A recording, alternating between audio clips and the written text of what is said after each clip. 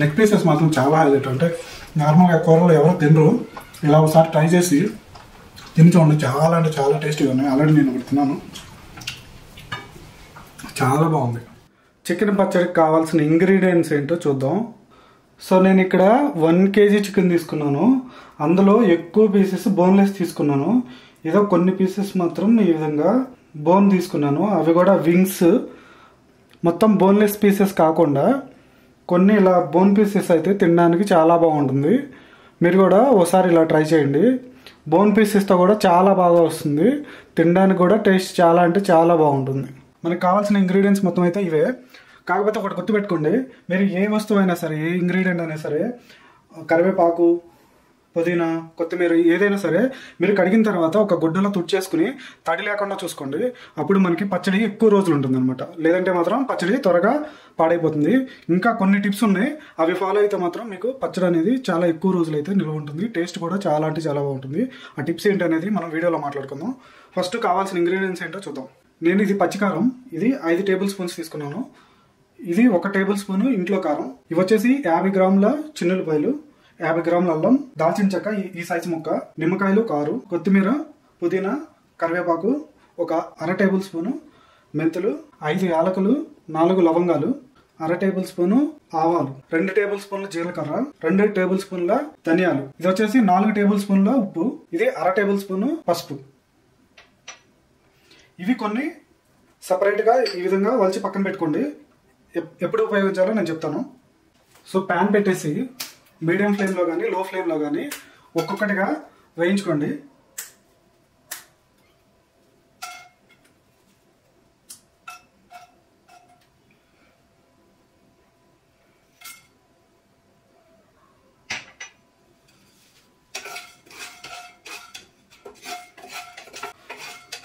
మీరు ఎక్కువగా చేసుకోవాలనుకుంటే 2 కేజీలు, 3 కేజీలు, 4 కేజీలు అట్లా ఎక్కువగా చేసుకోవాలనుకుంటే మాత్రం వేరువేరుగా ఫ్రై చేసుకుని పొడి చేసుకుని పక్కన పెట్టుకుని చికెన్ పచ్చడి చేసేటప్పుడు తగిన మోతాదులో వేసుకుంటే ఆ టేస్ట్ చాలా బాగుంటుంది. మనం ఇక్కడ కేజీగా చేస్తున్నాం కాబట్టి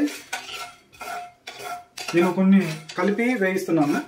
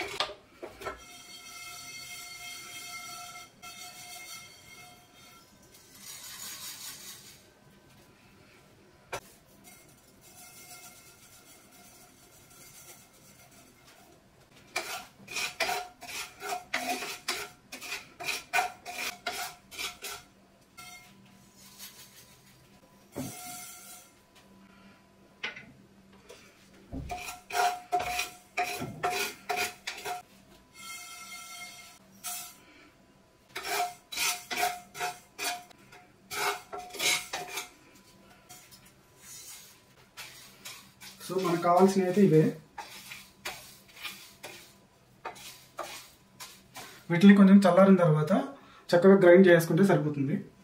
సో ఇవి వచ్చేసి 50 గ్రాముల అల్లం, 50 గ్రాముల చిన్నులపాయలు అనమాట. దీంట్లో వాటర్ ఏమీ పోయకుండా కొంచెం బరకగా గ్రైండ్ చేసుకోండి. ఇదిగోండి, ఈ విధంగా పేస్ట్ చేసుకుంటే సరిపోతుంది.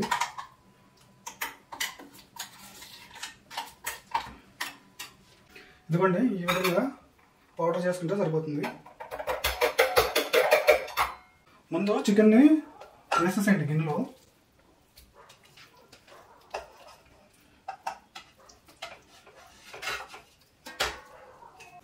ఇప్పుడు స్టవ్ వెలిగించేసి మీడియం ఫ్లేమ్లో పెట్టండి. ఇందులో ఇందాక తీసాం కదా 1/2 టేబుల్ స్పూన్ పసుపు, 1 table spoon salt,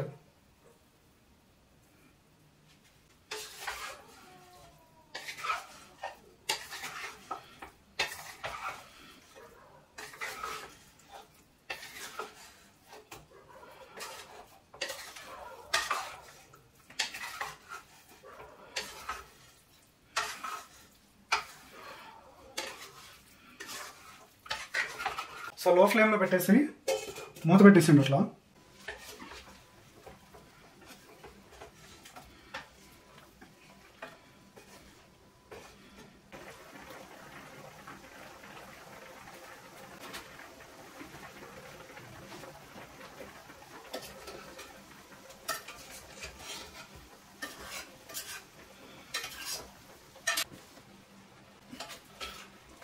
so water almost ఇందులో నీరు మొత్తం చాలా వరకు పోయింది. కొంచెం ఆ తడి కూడా పోయేంత వరకు కూడా ఉడికించుకోవాలి.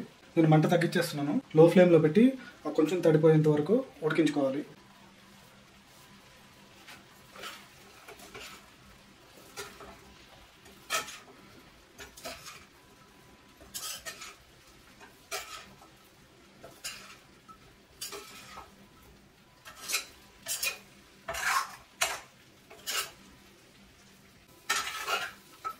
చూసారు కదా, తేమ మొత్తం తడి మొత్తం పోయింది.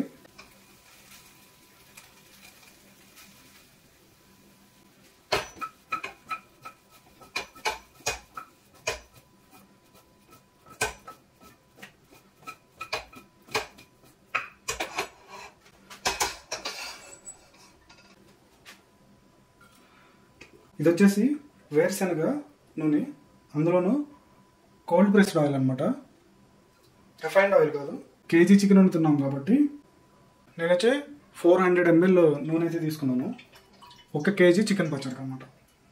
కోల్డ్ ప్రెస్డ్ ఆయిల్స్ వాసన చూసినప్పుడు మంచి స్మెల్ అయితే వస్తుంది. ఇప్పుడంతా చాలా మంది రిఫైన్డ్ ఆయిల్స్ వాడడం మానేస్తున్నారు, ఎందుకంటే ఆరోగ్యం బాగా చెడిపోతుంది రిఫైన్డ్ ఆయిల్స్ వల్ల. కొంచెం దూరమైనా, కొంచెం రేట్ ఎక్కువైనా సరే కోల్డ్ ప్రెస్డ్ ఆయిల్సే యూజ్ చేయడానికి ఎక్కువ ఇష్టపడుతున్నారు.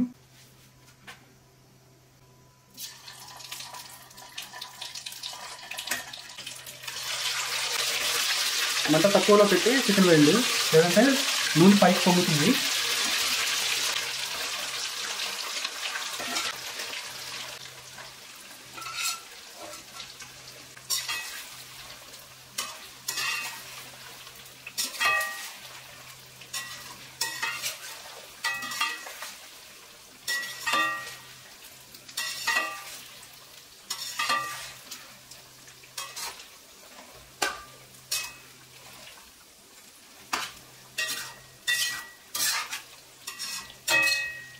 మీడియం మంట సరిపోతుంది, ఎక్కువ అవసరం లేదు. చేసుకోవడానికి కొంచెం ఎక్కువ టైమే పడుతుంది. కొన్ని అద్భుతాలు జరగాలంటే ఆ సమయం మనం ఖచ్చితంగా ఇవ్వాల్సిందే. మంట ఎక్కువగా పెట్టి ఫ్రై చేస్తే తొందరగా రంగు వచ్చేస్తుంది, కానీ ముక్క వేగదు. మీడియం మంటలో పెట్టేసి ముక్కని చక్కగా గోల్డెన్ కలర్ వచ్చేంత వరకు కూడా ఫ్రై చేసుకోండి. అప్పుడే ముక్క చక్కగా వేగుతుంది. అందులో ఉన్న తేమ మొత్తం డ్రై అయిపోయి చికెన్ చక్కగా ఫ్రై అవ్వాలన్నమాట. తేమ ఏమాత్రం ఉన్నా చికెన్ అనేది ఎక్కువ రోజులు నిల్వ ఉండదు. అది మాత్రం ఖచ్చితంగా గుర్తుపెట్టుకోండి. ఇలాంటి కొన్ని టిప్స్ మనం ఫాలో అయితే చికెన్ పచ్చడి మాత్రం చాలా అద్భుతంగా వస్తుంది.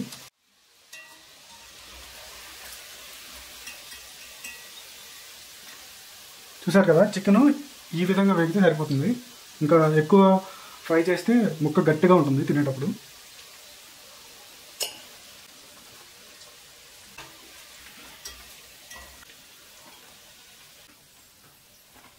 చూసారు కదా, ఈ విధంగా ఫ్రై అయితే సరిపోతుంది. తీసి పక్కన పెట్టేసుకోండి. ఇప్పుడు మంట లో ఫ్లేమ్లో పెట్టేసుకుని అల్లం వెల్లుల్లి పేస్ట్ మనం నూరు పక్కన పెట్టుకున్నాం కదా, అది వేసేసి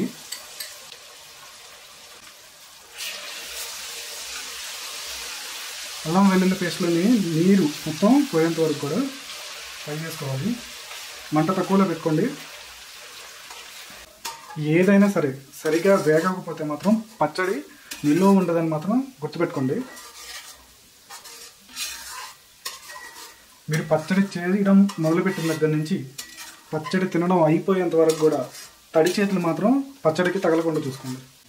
మనం వంట దగ్గర నూనెతో చాలా జాగ్రత్తగా ఉండాలి. ఇలా నూనె వస్తువులు చేసేటప్పుడు మాత్రం ఖచ్చితంగా పిల్లల్ని వంట దగ్గరికి మాత్రం కొంచెం దూరంగా పెట్టాలి. ఏమైతే తొందరపాట్లో వాళ్ళు వచ్చి చెయ్యి ఏదో ఒకటి పెడితే అనవసరంగా ఇబ్బంది పడాలన్నమాట. సో ఈ మాత్రం వేగితే సరిపోతుంది. ఇప్పుడు ఇందులో కరివేపాకు,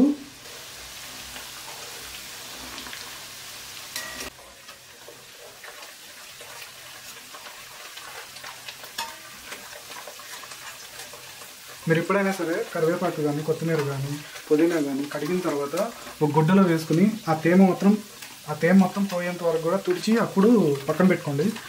తేమ ఉండే కొద్ది ఏంటంటే మనం ఫ్రై చేసినా సరే కొన్నిసార్లు పచ్చడి పాడయ్యే అవకాశం ఉంటుంది.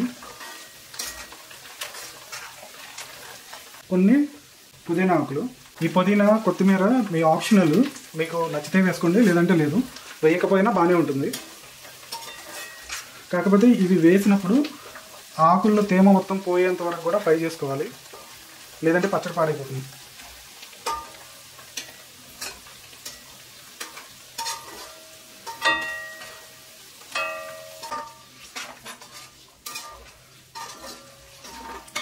కొత్తిమీర పుదీనా అంతా బాగా వేగిపోయింది. కారం, ఇది మనం నూరి పక్కన పెట్టుకున్న మసాలా, ఇది మిగిలిన సాల్ట్ అన్నమాట.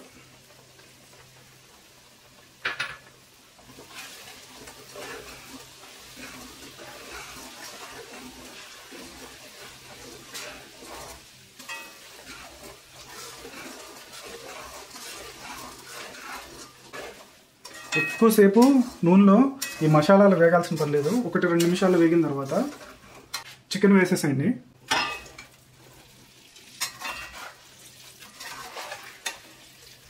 చికెన్ వేసిన తర్వాత మొత్తం కలిపేసి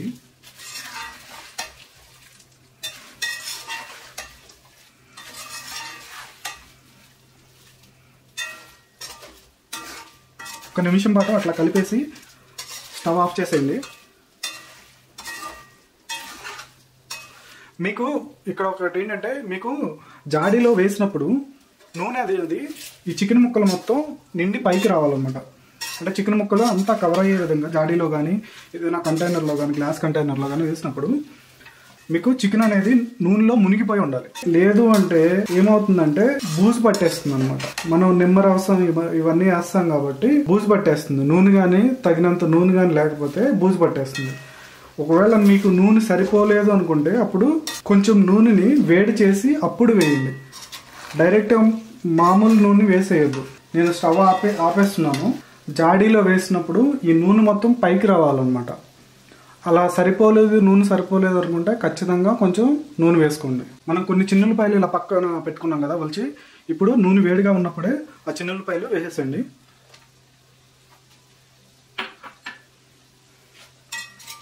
వేసేసి కలిపండి ఒకసారి.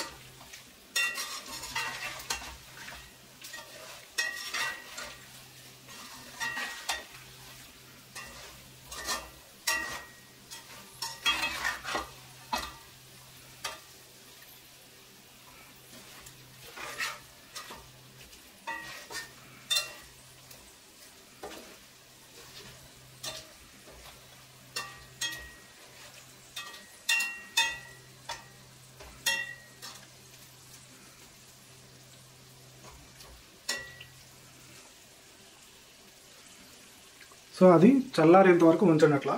అది మొత్తం చల్లారిపోయిన తర్వాత అప్పుడు నిమ్మరసం యాడ్ చేయాలి. వేడిగా ఉన్నప్పుడు మాత్రం నిమ్మరసం ఖచ్చితంగా అయితే వేయొద్దు, చేదు వచ్చేస్తుంది, మర్చిపోకండి.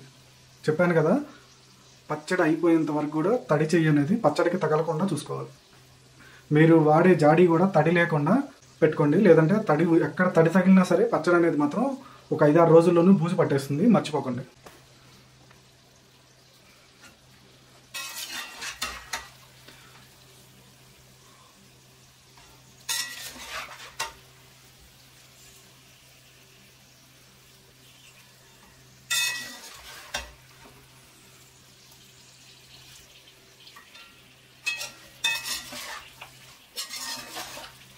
సో పచ్చడి అయితే చల్లారిపోయింది.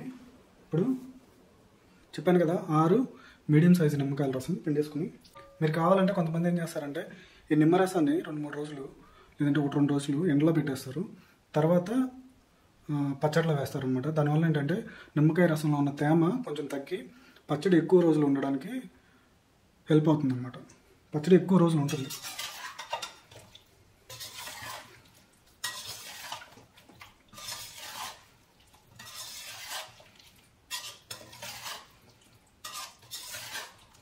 సో నేను ఈ పచ్చడిని ఈ జాడీలో వేస్తున్నాను. ఈ జాడీలో మీరు ఆన్లైన్ లేదంటే స్టోర్స్లో ఇట్లా కొనేకంటే బయట కొంటే చాలా తక్కువకి వస్తాయి. మీరు విజయవాడలో కానీ సరౌండింగ్ ఏరియాస్లో ఉంటాయి. విజయవాడ నుంచి పడమటి సెంటర్ దాటిన తర్వాత టువర్డ్స్ టైమ్స్ హాస్పిటల్కి వెళ్తుంటే రైట్ సైడ్లో కొంతమంది తమిళనాడుకి చెందిన ఫ్యామిలీ, వైఫ్ అండ్ హస్బెండ్ అక్కడ పెట్టి అమ్ముతారు, చాలా తక్కువకి వస్తాయి. నేను అక్కడే 4 జాడీలు తీసుకున్నాను అనమాట.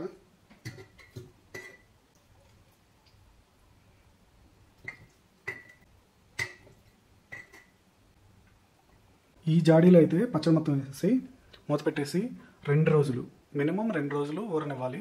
అప్పుడే పచ్చడికి టేస్ట్ అనేది వస్తుంది. 2 రోజులు అయిపోయింది చేసి, చూద్దాం ఎట్లా వచ్చిందో. స్మెల్ మాత్రం వేరే లెవెల్ అంతే.